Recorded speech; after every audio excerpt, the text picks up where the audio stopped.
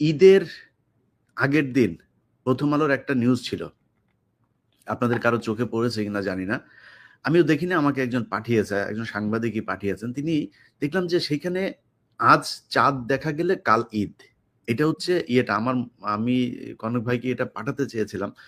তো সেইখানে একটা ব্যানার আছে, ব্যানারের পেছনে অনেকগুলো মানুষ, সেই মানুষগুলোর সাথে আপনার একটা কুকুরকে দিয়ে দেওয়া হয়েছে। আচ্ছা, আপনি আমাকে বলেন যে প্রথম আলোর ঈদের দিনের ইয়ের সাথে এই যে এই এই এই উল্টা হচ্ছে হয়ে গেছে, উল্টা হয়ে গেছে। আমাকে একটু করতে হবে। আচ্ছা, তো এখন ধরেন, আচ্ছা এই হচ্ছে ইয়েটা, দেখেন এই যে কোন একটা কুকুর ঈদ মোবারকের নিচে, কুকুর না গরু? ঠাকুর। হ্যাঁ কুকুর, আচ্ছা গরুর তো শিং থাকবে, কুকুর একটা, আচ্ছা। তো এটা এখানে দেওয়া হয়েছে। আচ্ছা, এরপরে তারা আরেকটা নিউজ করেছে, এই ঠিক ঈদের আগে দিয়ে নিউজ করেছে যে ওই কাপাসিয়াতে এক মুসল্লিরা, তাদের শিরোনামটা হচ্ছে নাটক বন্ধ করে দিল মুসল্লিরা। আচ্ছা, মুসল্লি মানে কি? বাংলাদেশে যারা নামাজ পড়ে তারা সবাই মুসল্লি, মানে মসজিদে নামাজ পড়তে গিয়েছে তারাই, তাদেরকে মুসল্লি বলা হয়। তার মানে মুসল্লি ইনডিরেক্টলি সে এটাই বুঝাচ্ছে যে মুসলমানরা হচ্ছে গিয়ে নাটক বন্ধ করে দিল। বাংলাদেশের মানুষ, আরে ভাই এই দেশ এরকম এক জায়গায় গিয়ে পৌঁছেছে পর্ন জোর করে সরকারিভাবে বন্ধ করতে হয়। তো পর্ন সাইট আপনি বন্ধ করার জন্য সরকারিভাবে সেই দেশে আপনি বলছেন যে এই দেশে নাটক চলতে দেয় না? সারাদিন নাটক সিনেমা দিয়ে ভরপুর, নাটক নাকি চলতে দেয় না, নাটক বন্ধ করে দিয়েছে। প্রথম আলো এই নিউজ করেছে। আচ্ছা, নিউজ করার আগে আর পরের মানে ঘটনা, যেই দেশের প্রাইম মিনিস্টার পর্যন্ত নাটক করে, হ্যাঁ এবং এত বেশি নাটক করে যে আমাদেরকে বলতে হয় নাটক কম করো প্রিয়, হ্যাঁ, সেই দেশের নাটক বন্ধ নাটক চলে না।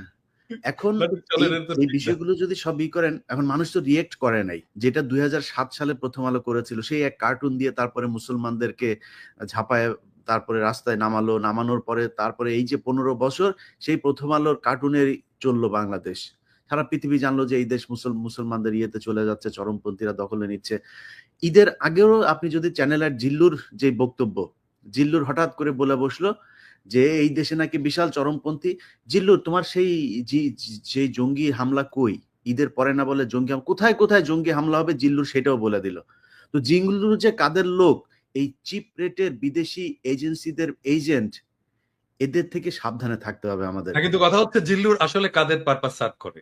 মানে জিল্লুর তো আগে আমেরিকান পয়সায় চলতো, এখন তো আমেরিকান পয়সা বন্ধ। নাই, এখন ইন্ডিয়া, জিল্লুরের পয়সাটা কোত্থেকে আসছে এটা একটু আমাদের জানা দরকার, তো জিল্লুরকেও বলতে হবে। হ্যাঁ, এখন পাশের তাই না? থেকে, হ্যাঁ, পাশের থেকে, এখন তো পাশের সেটা থেকে সেটা সেটা তো মানুষদের জানা দরকার। হ্যাঁ, যে আসলে তো আমেরিকান ফান্ডিং বন্ধ, তো সবার বন্ধ, যারা পাইতো এনইডি ফেনিডি ইত্যাদি ইত্যাদি সবকিছু ট্রাম্প দিছে একেবারে বন্ধ করে। এখন জিল্লুরের পয়সা কোত্থেকে আসে এটা জিল্লুরকে বলতে হবে। জিল্লুরের এনজিও কি দিয়ে চলে, কার পয়সায় চলে, তাহলেই সব বোঝা যাবে কার কি কোথায় বাধা আছে। তো এই ন্যারেটিভ থেকেই দেখেন, এইখান জিল্লুরের গলার জোর কোথায় থেকে আসে ওটা আমরা জানি। এইখান থেকেই কিন্তু শুরু হয়েছে। আপনি দেখেন এক এক করে প্রথম আলো এইদিকে এইভাবে উস্কাইতে চাচ্ছে, জিল্লুর আবার ওইদিকে খাতা কলম সামনে নিয়ে 5-6টা পৃষ্ঠা নিয়ে তার কাছে বিভিন্ন দেশের এজেন্সিরা তাকে তথ্য দিয়েছে, তিনি হচ্ছে জেনেছেন বাংলাদেশে একটা এবং কিভাবে হামলা হবে। আমি আমার আগের ভিডিওতে এই কথাগুলো বলেছি যে কোর্টে হামলা হবে, আগের মতো সেই জেএমবির মতোই নাকি কোর্টে হামলা হবে। তো জেএমবির হামলা কোর্টে সারা দেশে 500 জায়গায় করেছে কারা? করেছে। তার মানে জিল্লুর রয়েদের লোক, এটা সে নিজে প্রমাণ করলো। মানে ছায়ানট, এই হামলা সব তাদের হামলা। আমরা ইলিয়াস, আমরা শুনি, মানে প্রথম এটা হচ্ছে যে এজেন্সির গোয়েন্দা রিপোর্ট কার কাছে আসে? হ্যাঁ, কার কাছে? আমাদের কাছে আসে? আসে না, ওর কাছে আসে কেন গোয়েন্দা রিপোর্ট? তো এবং সেটা কোন দেশের? নিশ্চয়ই সেটা তাহলে কোন ইন্ডিয়া, দেশের, যে দেশ থেকে এখন ফান্ড পাচ্ছে? সেটা নিশ্চয়ই ইন্ডিয়া। ফান্ড তো বন্ধ, আমেরিকান ফান্ড তো বন্ধ। তো এই হচ্ছে অবস্থা। তারা যে চেষ্টাটা করেছিল সেটার কিছুটা প্রতিফলন আবার নিউ ইয়র্ক টাইমস তাদের নিউজ করেছে, বাংলাদেশে ইসলামপন্থীদের করেছে। বাংলাদেশ ইসলামপন্থীদেরই দেশ, এই দেশে ইসলামের পন্থীরা যা চায় সেইভাবেই চলবে। এটা তো খ্রিস্টানের দেশ না, এটা তো ইহুদির দেশ না, এটা হিন্দুদের দেশ না, এই মুসলমানদের দেশ। তো মুসলমানরা যেমন চায় তেমনি চলবে। আপনার কোন দেশ আছে যে যেখানে আপনি যদি গণতন্ত্র মানেন, তো মুসলমান যদি চায় যে আমার দেশ, আজকে তারা যদি বলে এই দেশ শরিয়ায় চলবে, শরিয়ায় চলবে। এই দেশ না আমার ওপেন সেক্স কান্ট্রি হবে, হবে, সমস্যা কি? যা চায় তারা তাই হবে। তো যাই হোক, এই বিষয়গুলো নিয়ে তারা চাচ্ছে বিদেশিদের আবার ফের সে আগের মতো ইনভলভ করতে। এখন সমস্যাটা যেটা সেটা হচ্ছে যেটা নিয়ে আমরা আজকে আলোচনা করছি ডক্টর মোহাম্মদ ইউনূসের। ডক্টর মোহাম্মদ ইউনূস এই চীনের যেই সফরটা, শেখ হাসিনাকে ইন্ডিয়াতে গেলে কাদেরকে দিয়ে বাইজি টাইজিদেরকে দিয়ে বরণ করতো আমরা দেখেছি, ঢোল তবলা দিয়ে, তারপরে নেচে গেলে শেখ হাসিনা নিজেও ডান্স করেছেন, এগুলো দিয়ে বরণ করতো। একটা ছোট্ট মন্ত্রীকে পর্যন্ত পাঠায় নাই, উপমন্ত্রী, মন্ত্রণালয়ের কর্মকর্তা, এদেরকে দিয়ে তাকে রিসিভ করাইতো।